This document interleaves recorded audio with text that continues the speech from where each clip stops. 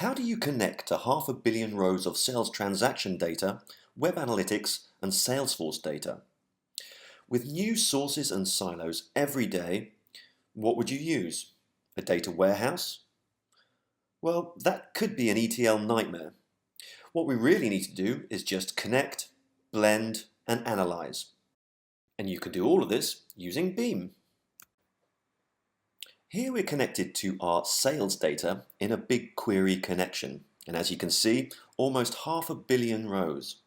So let's put together a quick query to interrogate this data.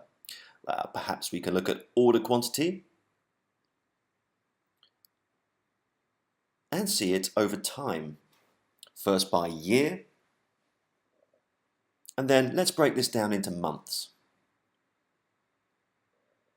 So by adding a trend line to our data, we can actually see that our last month's worth of order quantity were way above the trend.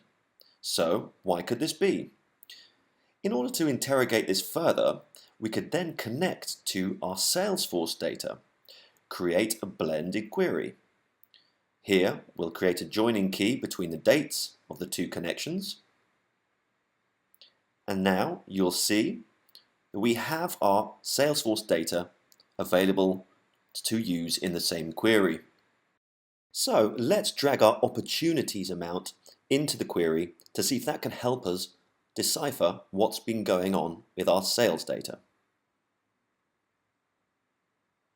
Well, it looks like our opportunity amount isn't really explaining this unexpected spike in order quantity. So perhaps the best thing to do would be try and explore further by adding some website data to the mix.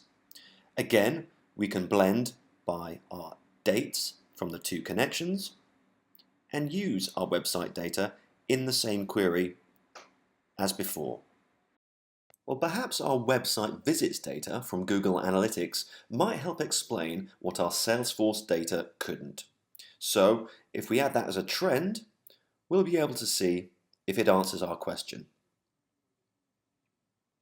Well, it looks as though there's nothing out of the ordinary with our website visits data either. Perhaps it might be time for me to call the IT department to see if there's a bug in the system.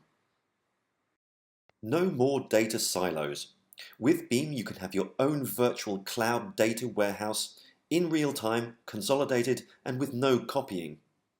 You can now analyze your data across technology boundaries.